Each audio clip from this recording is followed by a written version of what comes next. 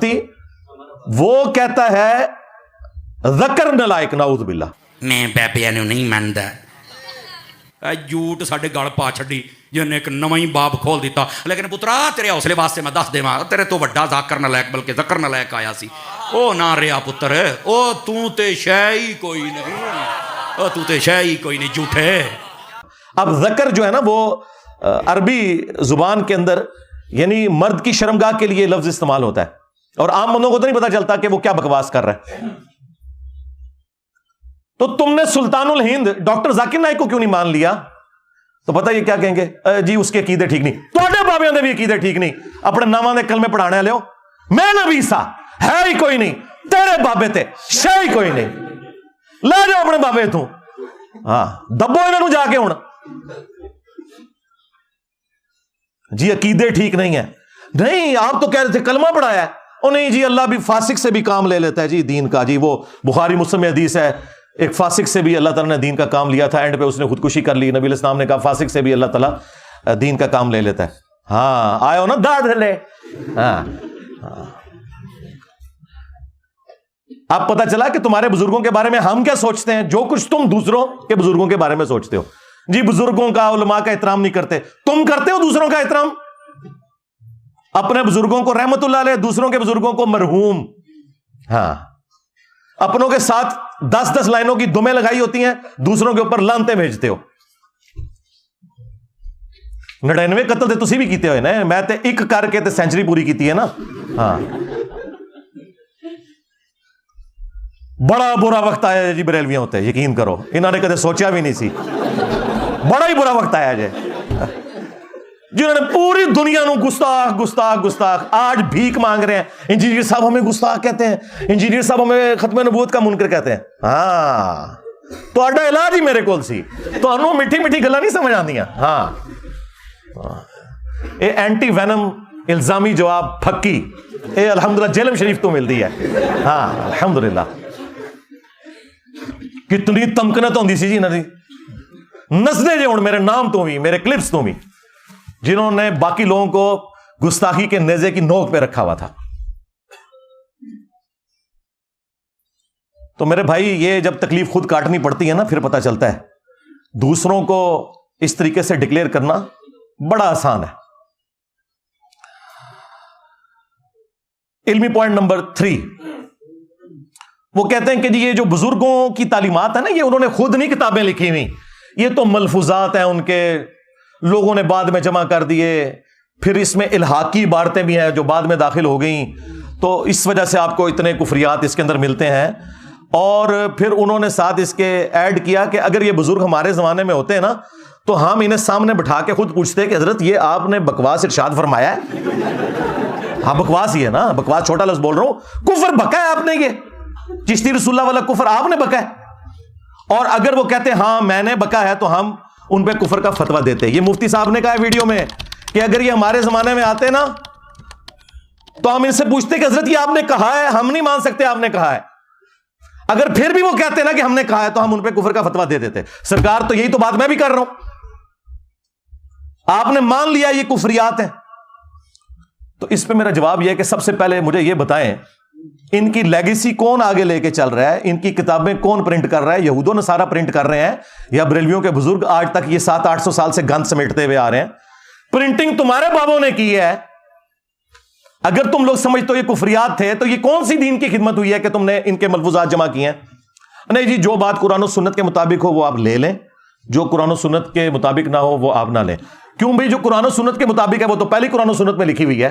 एंज करके कान क्यों फड़ना है?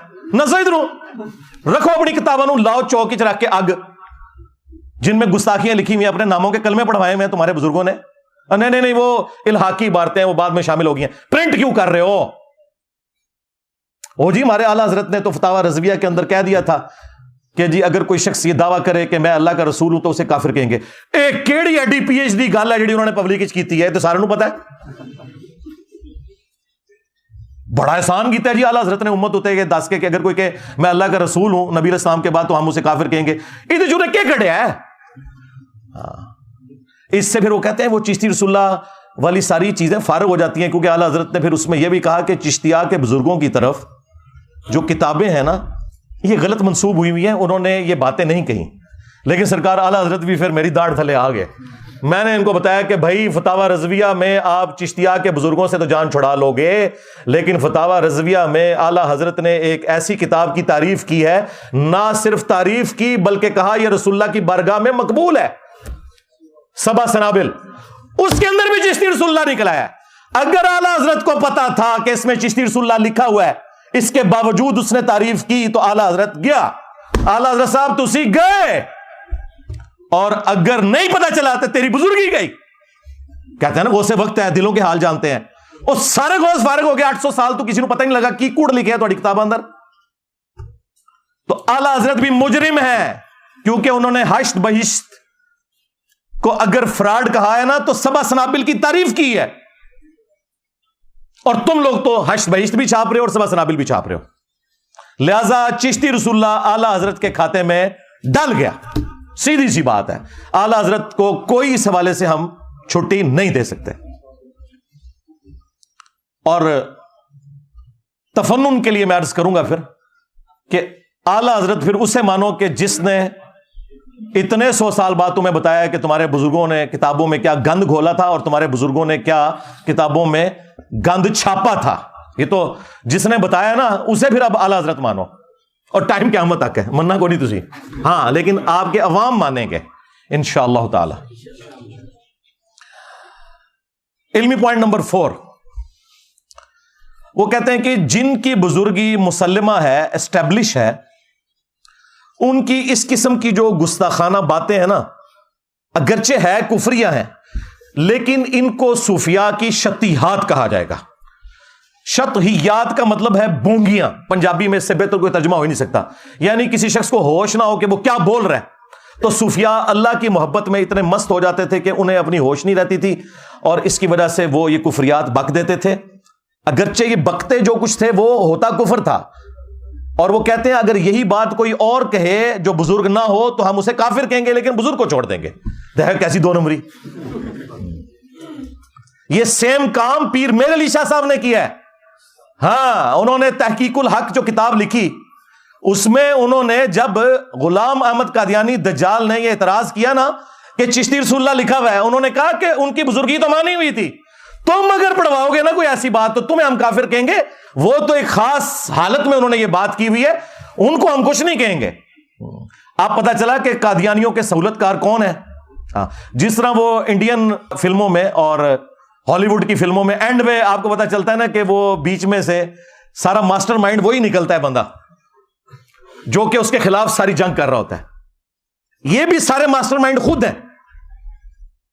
آج تک انہوں نے کبھی گستاخانہ عبارتوں کے خلاف کوئی دھرنا دیا, لہذا یہ کوئی بھی ختم نبوت کے اوپر کام نہیں کر رہے. ختم نبوت کام وہ ہوگا جو چشتی رسول اللہ اور اشر علی رسول اللہ کے خلاف ہوگا. یہ صرف اینٹی قادیانی ہے. ایک چھوٹے سے طبقے کو انہوں نے پکڑا ہوا ہے, اور اپنے بلنڈر جو اس سے بڑے ہیں. بڑے آپ سوچ رہے ہوں گے کیسے, اس لیے کہ بھائی غلام القادیانی نے جو کچھ کیا وہ آج تک گالیاں کھا رہا ہے, اور جن کے بزرگوں نے کلمے پڑھائی ان کو رحمہ اللہ کہتے ہیں, بزرگی ان کی ڈکلیئر کر رہے ہیں. اس نے تو اپنے آپ کو امتی نبی کہا تھا, انہوں نے ڈائریکٹ اپنے آپ کو نبی کہا. تو بڑے مجرم تو یہ لوگ تھے, اور الٹا ہی بزرگیاں ویل کر رہے ہیں. تو کہتے ہیں شطحیات, بونگیاں. اب یہ جو ان کی بونگیاں ہیں, ان کے لیے وہ کہتے ہیں کہ جی ہم آپ کو دلیل دیں گے قرآن و سنت سے. انہیں پتا ہے کہ ان کی تو بات کوئی نہیں مانی جانی, تو قرآن و سنت سے ہم کوئی دلیل پیش کریں, جو میں کئی ایک ویڈیوز کے اندر ان کے دلائل کا رد کر چکا ہوں. سب سے بڑی دلیل یہ دیتے ہیں کہ جی وہ صحیح بخاری کے اندر تعلیقاً ایک روایت موجود ہے مولا علی علیہ السلام کا قول, جس کی پوری سند سنن ابن ماجہ کے اندر موجود ہے, کہ نبی صلی اللہ علیہ وآلہ وسلم نے فرمایا 3 لوگوں سے اللہ تعالیٰ نے قلم اٹھا لیا ہے. نمبر 1 جو مجنون ہے, پاگل شخص. نمبر 2 سویا ہوا شخص. اور نمبر 3 جو نابالغ ہے. اب آپ سوچ رہے ہوں گے کہ ان تینوں میں ان کے بزرگ کہاں سے آگے. وہ کہتے ہیں وہ جو مجنون ہے نا, یعنی پاگل ہے, ہاں وہی پاگل ہے, اے اللہ دے عشق پاگل ہو جاندے نے. تو میں پھر وہ خادم رضوی صاحب علی گل کراں گا, اوے اینو ہلکا نہ جاڑو جڑا پونکدا جے نبی اتے پونکدا جے. اے سارے پاگل نبی اتے کیوں پونک کے گئے نے؟ کل تک تو تم ہمیں کہتے تھے با خدا دیوانہ باش با محمد ہوشیار، اور بڑے فخریہ یہ مناظروں میں کہتے تھے کہ یہ آپ ہمیں بزرگوں کی شتیات نہ دکھائیں، یہ وحدت الوجود کی کیٹیگری میں نا وہ اللہ تعالیٰ کے بارے میں بات آتی ہے، نبی کے بارے میں یہ کرتے ہیں تو ہم ان پہ کفر کا فتویٰ لگاتے ہیں۔ تو میں نے تو ساری گستاخیاں نبی کی شان میں نکالنی ہیں تمہارے بابوں کی، اب تم کہاں بھاگ کے جاؤ گے؟ با خدا دیوانہ باش با محمد ہوشیار۔ تو یہ شتیہات میں یہ والی حدیث پیش کرتے تھے، مجذوب، کلندر، مجنون، پاگل، وہ کہتے ہیں جی اس میں آتا ہے سیدھی طرح کو پاگل سن، یہ پاگل ذرا اور ہوتا ہے یار، صحابہ میں تو اس طرح کا پاگل کوئی نہیں ہوا، یہ سارے بعد ہی پاگل آئے ہیں، ساڑھے متے ہی لگنے سن پاگل۔ اچھا، دوسری وہ دلیل پیش کرتے ہیں کہ جی وہ مسلم شریف میں ایک حدیث موجود ہے، نبی علیہ السلام نے ایک توبہ کرنے والے شخص کی مثال بیان کی کہ اللہ تعالیٰ کو توبہ کرنے سے کتنی خوشی ہوتی ہے، اس شخص کی مانند کہ جو کسی صحرا کے سفر پر ہو اور اس کا سارا سامان سواری پر لدا ہوا ہو، تھوڑی دیر کے لیے وہ آرام کرے اور اس کی سواری وہاں سے غائب ہو جائے اور اسے اپنی موت سامنے نظر آئے، اتنے میں اچانک اس کی سواری سامان سمیت واپس آ جائے تو اسے اتنی خوشی ہوگی، کیونکہ ریگستان میں تو آپ سواری کے بغیر، سامان کے بغیر سفر کر نہیں سکتے، کئی کئی دن تک پانی آتا ہی نہیں ہے، تو خوشی میں اس شخص کی زبان لڑکھڑا جائے اور وہ یہ کہے کہ اے اللہ تو میرا بندہ میں تیرا رب، بجائے یہ کہنے کے کہ میں تیرا بندہ تو میرا رب، اس کی زبان لڑکھڑا جائے، تو اس بات کو وہ دلیل کے طور پر پیش کرتے ہیں کہ ہمارے بزرگوں کی زبان بھی لڑکھڑا جاتی تھی، کہنا وہ کچھ اور چاہتے تھے، یہ نکل جاتا تھا۔ دیکھیں کتنا جھوٹ بولتے ہیں یہ اپنے بابوں کو بچانے کے لیے، وہ تو پڑھواتے تھے، پڑھ بیٹا، اور یہاں پہ کیا جھوٹ بولتے ہیں، اس کے آخری الفاظ سکپ کر دیتے ہیں، اس میں الفاظ ہے من شدت الفرح، خوشی کی شدت کی وجہ سے، زبان لڑکھڑانے کی وجہ سے نکلا، اس نے یہ کہا نہیں ہے، کیا وہ وہی رہا تھا، تو سلپ آف ٹنگ تو کسی سے بھی ہو سکتا ہے، اس سے آپ دلیل پکڑیں گے، اور پھر وہ تو ایک مثال تھی، تمہارے بزرگ جب بھی بولتے ہیں ہمیشہ ہی ان کی زبان لڑکھڑاتی ہے، چلیں جب بعد میں ہوش آتی ہے پھر تو انہیں پتا چل جاتا ہے نا، بعد میں توبہ کر لیں، بعد میں توبہ کو نہیں کرتے۔ اور تیسری دلیل اس ویڈیو میں انہوں نے پیش کی، انہوں نے کہا کہ وہ دیکھیں قرآن پاک میں ہے کہ موسیٰ علیہ السلام کی جب پہلی ملاقات ہوئی اللہ تعالیٰ سے، جیسا کہ اس کی شان کے لائق ہے، تو درخت کی طرف سے آواز آئی تھی، وہ درخت اللہ تعالیٰ کی تجلیات کا مرکز بن گیا تھا، تو اس طرح ہمارے بزرگوں کی زبان اللہ تعالیٰ کی تجلیات کا مرکز بن جاتی ہے، اصل میں اللہ ان کے منہ سے بول رہا ہوتا ہے، استغفر اللہ۔ اور یار یہ عقیدہ تو ہمارا کسی نبی کے بارے میں نہیں ہے، رہ گیا یہ مثال دینا اس درخت کی، یا کوہ طور کی مثال دینا کہ اس پہ اللہ نے تجلی ڈالی تھی، اس مثال کا تمہارے بابے سے کوئی لینا دینا ہے؟ آپ ہمیں پیغمبروں سے کوئی بات لا کے بتائیں کہ پیغمبروں کے اوپر کیفیت طاری ہوتی ہو اور پیغمبر اپنے منہ سے بول رہے ہوں اور وہ کہہ رہے ہوں کہ اس وقت اللہ میرے منہ سے بول رہا ہے، کفری عقیدہ ہے یہ۔ ہمارے محبوب علیہ السلام کے لیے بھی قرآن میں آیا وما ينطق عن الهوى ان هو الا وحی یوحى، یہ اپنی خواہش نفس سے کچھ نہیں کہتے، یہ وہ کہتے ہیں جو انہیں وحی ہوتا ہے۔ ہم تو رسول اللہ کے لیے بھی یہ نہیں مانتے کہ ان کے منہ سے اللہ بولتا تھا، وحی ہوتی تھی۔ کس بات کو کہاں جوڑتے ہیں جا کے؟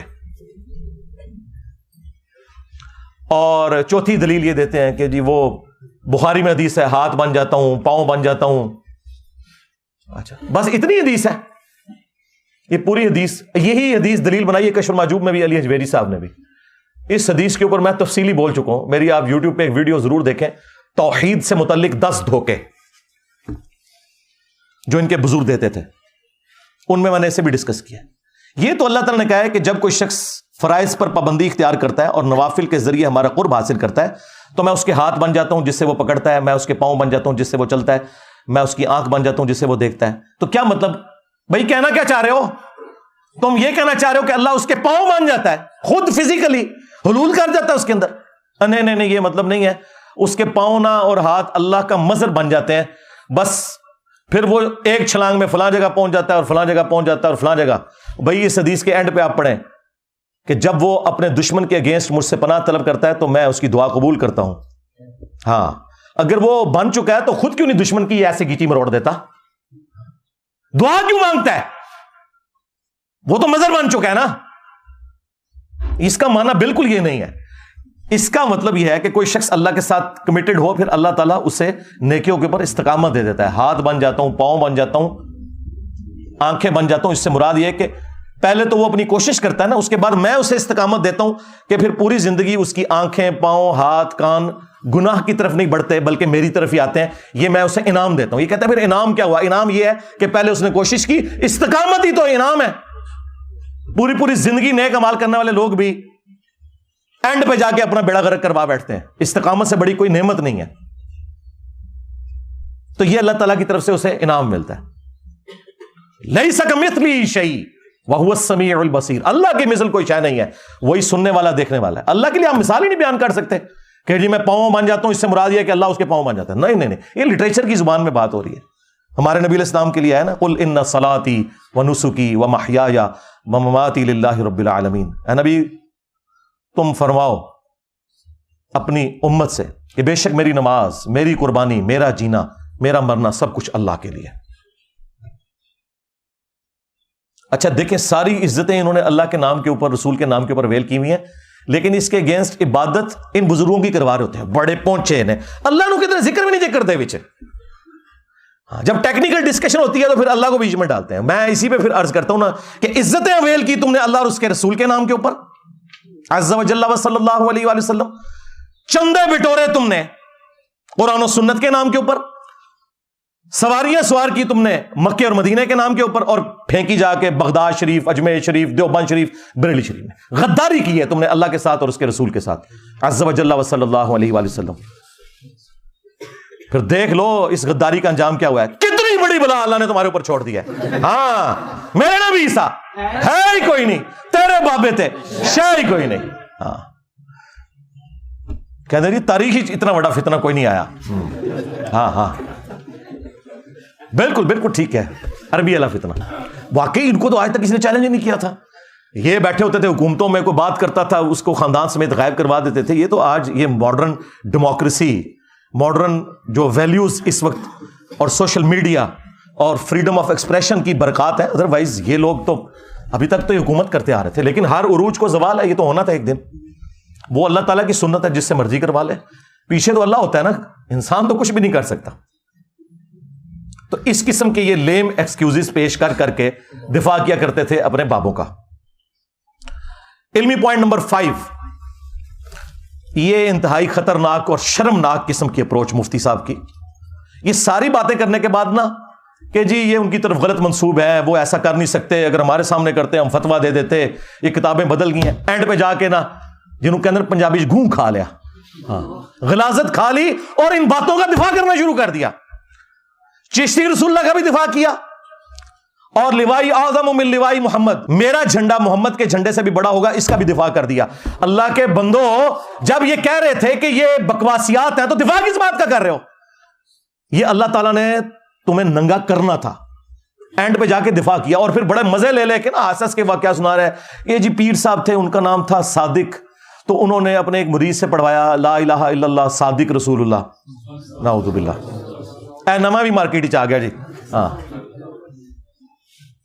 پھر دوسرے کسی بزرگ تک بات پہنچی تو انہوں نے کہا نہیں, کوئی پریشانی والی بات نہیں ہے. وہ صادق اپنے آپ کو مراد نہیں لے رہے تھے, وہ صادق نبی علیہ السلام کو مراد لے رہے تھے, کیونکہ نبی علیہ السلام بھی تو صادق اور امین ہے. دیکھو کڈی کہانی کرا دے جے. پر چشتی دی چے تے عربی چ کوئی نہیں جے ہوندی. ہاں اچھا, یہ تعویل پرانے بزرگ بھی کرتے تھے کہ وہ جب کلمہ پڑھا رہے ہوتے تھے نا تو بیچ میں نیت نبی علیہ السلام کی کرتے تھے.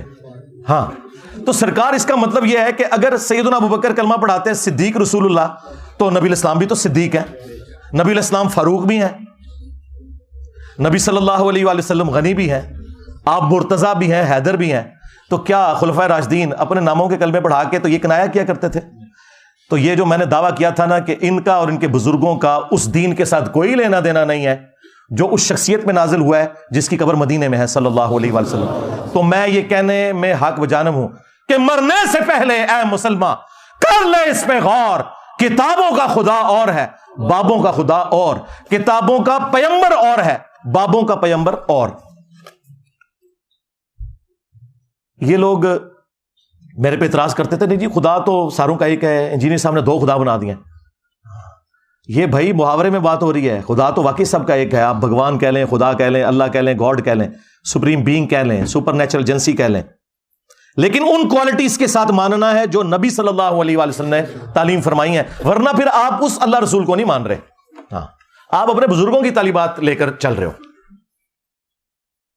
تو اینڈ پہ جا کے انہوں نے پھر دفاع کیا چشتی رسول اللہ کا, اور پھر لوائی اعظم من لوائی محمد, بازید کے اس نعرے کا انہوں نے دفاع کیا کہ قیامت کے دن بازید نے کہا تھا نا کہ میں, یعنی اس کی زبان سے یہ, بلکہ یہ الفاظ جو موجود ہیں وہ تو بڑے خطرناک ہیں کہ بازید سے پوچھا گیا کہ بتائیں قیامت کے دن سب لوگ کس کے جھنڈے کے نیچے ہوں گے, تو اس نے کہا کہ میں اللہ کی قسم اٹھا کر کہتا ہوں کہ ساری مخلوقات, محمد اور تمام انبیاء قیامت کے دن میرے جھنڈے کے نیچے ہوں گے. نعوذ باللہ من ذالک.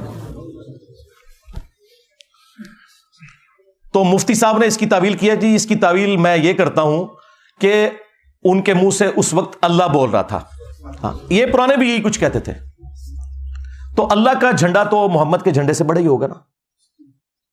ان ظالموں سے پوچھو کہ قیامت کے دن کیا اللہ کا جھنڈا اور محمد کا جھنڈا الگ ہوں گے, یا لواء الحمد اللہ کا جھنڈا محمد رسول اللہ صلی اللہ علیہ وآلہ وسلم کے ہاتھوں میں ہوگا؟ تو یہ کوئی تعویل بنتی ہے تمہاری؟ شرم نہیں آئی تمہیں یہ بات کرتے ہوئے؟ ہاں, بخاری مسلم میں آیا کہ قیامت کے دن ہر غادر اور خائن شخص کے لیے میدان محشر میں ایک جھنڈا بلند کیا جائے گا اور اس کو بلایا جائے گا, فلاں بن فلاں تو غدار ہے, آ یہ تیرے لیے جھنڈا کھڑا ہے. کہیں اس کو تو تم شفاعت کا جھنڈا نہیں مانے ہوئے؟ جھنڈا تو ایک ہے, محمد اور اللہ کا جھنڈا الگ نہیں ہے. کسی خلیفہ راشد کی جرت نہیں ہوئی کہ وہ اپنی زبان سے ایسی بات کرے. شکر کرو حضرت عمر زندہ نہیں ہے, ورنہ فیصلہ کسی اور طریقے سے ہوتا. میں تو صرف زبان کھولتا ہوں. تو یہ وہ دفاع کر رہا تھا پہلے اتنی باتیں کر کے. تو یہ ایک ٹکٹ میں ایک ایک نہیں, دو دو نہیں, تین تین نہیں, چار چار مزے کرتے ہیں, اور میں نے ان کے چاروں مزے ہی خراب کر دیے ہیں اللہ کے فضل سے. علمی پوائنٹ نمبر 6, سیکنڈ لاسٹ, اور یہ میں بریلوی عوام کو مخاطب کر رہا ہوں کیونکہ یہ لوگ تو ناقابل علاج ہیں. سیدھی سی بات ہے کہ میں نے کئی ایک ویڈیوز میں گستاخانہ عبارتیں ہائی لائٹ کی ہیں. میں مختصراً یہاں پر بھی بیان کر دیتا ہوں. آپ اپنے علماء سے پوچھیں کہ یہ عقیدے آپ کے قرآن و سنت میں کہاں فٹ بیٹھتے ہیں. نمبر 1 چشتی رسول اللہ, جو حشر بہشت میں بھی لکھا ہے اور سبع سنابل میں بھی لکھا ہوا ہے, اور اعلیٰ حضرت نے خود تعریف کی ہے اور کہا یہ رسول اللہ کی برگاہ میں کتاب مقبول ہے, سبع سنابل فتاوی رضویہ کے اندر, لہٰذا اعلیٰ حضرت بھی مجرم ہے اس میں. انہوں نے ایسی کتاب کی تعریف کیوں کی جس میں چشتی رسول اللہ لکھا ہوا تھا؟ اگر انہوں نے انجانے میں کی تو ان کا علم غیب فارغ, اور اگر جان بوجھ کے کی تو ایمان بھی فارغ. اب آپ فیصلہ کریں. جی وہ معین الدین چشتی صاحب خاص حالت میں تھے, مرید ہونے ایک شخص آیا تو پوچھا کلمہ کیسے پڑھتا ہے؟ اس بیچارے نے صحیح کلمہ سنایا. کہا نہیں ایک دفعہ نا اس طرح پڑھ, چشتی رسول اللہ کے ساتھ پڑھ. تو اس نے پڑھ دیا. تو کہتے ہیں خواجہ صاحب بہت خوش ہوئے, اسے مرید بھی کیا اور اسے انعامات سے نوازا, اور پھر جاتے ہوئے کہا کہ وہ میں نے تیرا امتحان لیا تھا, کلمہ وہی ہے بس. یہ جو آخری جملہ کہتے ہیں رجوع ہو گیا. سرکار رجوع اس طرح ہوتا ہے؟ خود تو دوسروں کو کہتے ہو کہ جو جھوٹی موٹی بھی قادیانی لکھ کے جرمنی چلا جائے تو اسے اعلانیہ توبہ کرنی ہوگی. تمہارے چاچے کو, تمہارے چاچا چشتی کو توبہ نہیں کرنی ہوگی؟ اور چاچا جی تھوڑی چاچی گئی. ہاں, جب تو نے چشتی رسول اللہ پڑھایا تھا تیری بیوی فارغ ہو گئی تھی. سب سے پہلے تجھے دوبارہ چاچی لینی ہے جا کے واپس. اس کے بعد تیری بیعت بھی ٹوٹ گئی تھی. جب تک تو خود مرید نہیں ہوتا کسی کا, تو آگے بیعت کسی کو نہیں کروا سکتا. جو ان کا ڈھکوسلا چل رہا ہے تصوف کا, مطلب میں تو اس کو فراڈ سمجھتا ہوں. سلسلہ ٹوٹ گیا تو اس نے بیعت کیا کیا فراڈیے نے؟ نہیں جی یہ غلط منصوبہ ہے. پرنٹ کیوں کر رہے ہو؟ اتھے کیوں نہیں ترنے دینے جا کے؟ اتھوں ترنے نکل دے جی تو کتاباں بھی پرنٹ ہوندیاں نے, اتھے نہیں دیں دے. تو یہ بالکل فراڈ ہے. توبہ اسی طریقے سے ہوگی کہ میں نے کفر بکا تھا, سب سے پہلے میں کلمہ پڑھ کے مسلمان ہوتا ہوں, آج تم واپس چلا جا, میں پہلے خود کوئی پیر تلاش کروں گا, کوئی پھر نکاح خام تلاش کروں گا, اور نیا حق مہر بھی ہوگا. یہ ذہن میں رکھیے گا, ایویں نہیں چاچی واپس آندی. ہاں, جب نکاح نیا ہوگا تو حق مہر بھی نیا ہوگا. چاچو تیری چاچی گئی. ہاں, چاچو دی چاچی گئی. چاچی بھی چے تے چاچو بھی چے تے چشتی بھی چے. ہاں, اے ہن تھلے لکھیا کرو چشتی چاچو تیری چاچی گئی. ہاں, لے جاؤ جتھے کوئی بزرگاں دی گل کرن تھلے لکھو چشتی چاچو تیری چاچی گئی. ہاں ہاں. تو یہ اس طریقے سے جھوٹے جھوٹے دفاع کرتے ہیں. اللہ کے بندو, اس طریقے سے اگر معاملہ, اگر کلمہ ہی نہیں ہے تو پیچھے اسلام کیا رہ گیا؟ اور دوسرا ریفرنس ہے اشرف علی تھانوی رسول اللہ. آپ سوچ رہے ہوں کہ اس کا ذکر کیوں کر رہے ہیں بریلویوں کے ساتھ؟ اس لیے کہ بریلویوں کو یہی بات سمجھ آئے گی کیونکہ اشرف علی تھانوی رسول اللہ کو وہ کفر کہتے ہیں آلریڈی. آپ ویسے خاموشی اختیار کر لیے. ایک مولوی نے تقریر ریکارڈ کی, کہتا رہا اشرف علی رسول اللہ کا سوال تو یہ علماء دیوبند خود جواب دیں گے, میں صرف چشتی رسول اللہ کا جواب دوں گا. ہائے ہائے کس طرح پرا بڑے نے. یعنی ایک جملہ بولنے کے لیے تیار نہیں ہے. کہہ رہے ہیں وہ دفاع کریں گے. ایک جملہ بول دو نا کہ ہم 100 سال سے کفر کہہ رہے تھے, اب انجینئر کی وجہ سے اب ہم صرف انجینئر پہ بھونکیں گے, ان کو ہم کچھ نہیں کہیں گے, ہم اتنے ماز نہیں کھول سکتے. وہ انجینئر کا حوصلہ ہے. ہاں. تو یہ دوسرا ریفرنس بھی بریلویوں کے کھاتے میں ہے کیونکہ اب یہ خاموش ہو رہے ہیں. اور جب اس کو کفر کہیں گے تو ہم لا کے چشتی رسول اللہ سامنے رکھ دیں گے. آپ کہیں گے ہاں جی فتویٰ تو آپ پہلے ہی دے چکے ہو, لو تمہارے بابا جی اور چاچو جی اور چاچی جی فارغ. تیسرا ریفرنس میں نے کشف المحجوب سے دیا تھا. صحو اور سکر والے چیپٹر میں انہوں نے باجزید بستامی کا سکر بچانے کے لیے اور جنید بغدادی کا صحو بچانے کے لیے انبیاء اکرام کو تختہ مشق بنایا. اور انہوں نے کہا کہ جس طرح حضرت داؤد علیہ السلام کی بھی نظر پڑ گئی تھی نا اپنے ایک صحابی کی بیوی پر, اور انہیں پسند آئی اور جنگ میں آگے مروا دیا اور خود شادی کر لی, تو وہ حالت صحو میں تھے. یہ صحو سواد والا ہے, یعنی ہوش میں تھے. وہ ایک سین کے ساتھ صحو ہوتا ہے, وہ بھول ہوتا ہے. تو اسی لیے انہیں بعد میں توبہ بھی کرنی پڑی. یہ جھوٹا واقعہ جو تورات میں لکھا تھا, اس سے انہوں نے جنید بغدادی کا صحو ثابت کیا کہ اگر کوئی بزرگ کام ڈال دے نا ہوش میں بھی, تو آپ نے کوئی فکر نہیں کرنی, وہ حالت صحو میں ہوتے ہیں. ہوش بھی کمپاؤنڈ پھر بھی تسی تعویل کرنی چاہتی. ہاں. اور سکر انہوں نے کہا مدہوشی. تو اس کی مثال کیا نبی علیہ السلام کی جو نظر پڑی تھی ایک صحابی کی بیوی پر, نعوذ باللہ, زید بن حارثہ کی, اور اللہ تعالیٰ نے اس صحابی کے دل میں اس کی نفرت ڈالی, پھر حضور نے ان سے شادی کر لی. یہ جھوٹا واقعہ, اس سے انہوں نے باجزید بستامی کا سکر ثابت کیا اپنے بابے کو بچانے کی خاطر. خود پیر کرم شاہ صاحب الازری نے ضیاء القرآن تفسیر کے اندر لکھا ہے یہ کافروں کی سازش ہے یہ واقعہ ہماری کتابوں میں آنا. اور اسی پیر کرم شاہ صاحب نے جو ضیاء القرآن پبلیکیشن سے کشف المحجوب چھاپی, اس کے مقدمے میں اس کتاب کی تعریف کی کہ جدہ کوئی مرشد نہ ہو کتاب پڑھ لے, اور اس کے اندر وہ کفریہ واقعہ لکھا ہوا تھا. دیکھیں ایک ٹکٹ میں کتنے مزے کرتے ہیں. ایک طرف کتاب کی تعریف کر رہے ہیں, دوسری طرف اس کتاب کا واقعہ اس کتاب میں نہیں کفر کہہ رہے, دوسری جگہ کفر لکھ رہے ہیں. تو دیکھیں پھر ہماری عقابی نظریں کہاں پہنچتی ہیں. ہم میں شرافت تو مولا علی والی ہے, لیکن چلاکی ہوشیاری بنو امیہ سے بھی زیادہ ہے اللہ کے فضل سے, الحمدللہ. ہاں. تو یہ ہم پوچھیں گے کہ یہ کفار کون ہے جنہوں نے سازش کر کے نبی علیہ السلام کے اوپر یہ جھوٹ باندھا ہے, اس شخص کے اوپر کہ جس کے بارے میں قرآن میں ہے ما ضل صاحبکم وما غوا, تمہارے نبی نہ کبھی بہہ کے ہیں نہ کبھی بے راہ چلے ہیں, جن کے بارے میں بخاری مسلم میں آیا کہ کنواری لڑکیوں سے زیادہ شرم و حیا تھی ان کے اندر. ان کے بارے میں تم کہہ رہے ہو کہ وہ صحابی کی بیوی کے اوپر نعوذ باللہ اس طرح ہو گئے. اور ایک چھوٹو مولوی انہوں نے لانچ کیا, وہ چھوٹو ایسا میرے قابو آیا ہے, یہ چھوٹو آج کہہ رہا ہے یہ چشتی رسول اللہ تو بالکل کفر ہے, یہ تو بعد میں کسی نے ڈالا ہے. اور یہ چھوٹو اس مناظرے میں نہ صرف بیٹھا ہوا تھا جس میں انہوں نے چشتی رسول اللہ کا دفاع کیا, بلکہ یہ پیچھے سے سبحان اللہ بھی کہہ رہا تھی. ہاں. خواجہ نے کیا فرمایا, سنو کہ میں کون ہوں اور کیا ہوں. محمد الرسول اللہ صلی اللہ علیہ وسلم کے دربار کے کمینے غلاموں میں سے ایک ہوں, کمینے غلاموں میں سے ایک ہوں, کمینے غلاموں میں سے ایک ہوں. انہوں پتہ ہی نہیں سی کہ اے سبحان اللہ ایک دن انا للہ ہو جائے گا. ہاں. اور تو قیامت تک مار دیتا ہے, بول دے ہی نہیں. 10 تنو کس نے توبہ کرائی, تو دفاع کر رہا تھا, سبحان اللہ پڑھ رہا تھا. تو اس چھوٹو نے نا اس کفریہ واقعے کو حلال کرنے کے لیے کہتا ہے مسلم شریف میں بھی اس طرح کی حدیث موجود ہے, تو انجینئر صاحب اس پہ کیوں نہیں فتویٰ لگاتے. اندازہ کریں مسلم شریف میں کچھ اور بات لکھی تھی, انہوں نے اپنا بابا بچانے کی خاطر مسلم شریف کی حدیث کو تختہ مشق بنایا. وہ آپ حدیث خود پڑھیں, اس میں کوئی ایسی بات نہیں لکھی ہوئی.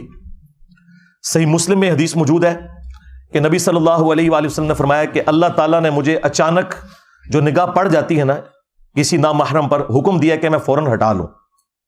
اور ایک اور حدیث ہے صحیح مسلم کے اندر جو اس نے پیش کی کہ نبی علیہ السلام ایک جگہ بیٹھے تھے, سامنے سے کچھ عورتیں گزری, آپ کی اچانک نظر پڑی تو آپ نے ہٹا لی اور آپ اپنے گھر گئے, اپنی بیوی کے ساتھ ازدواجی تعلق قائم کیا اور پھر باہر تشریف لائے, اور آپ نے فرمایا کہ اگر اس طریقے سے کسی کی نظر نامحرم پر پڑ جائے غلطی سے تو فوراً ہٹا لے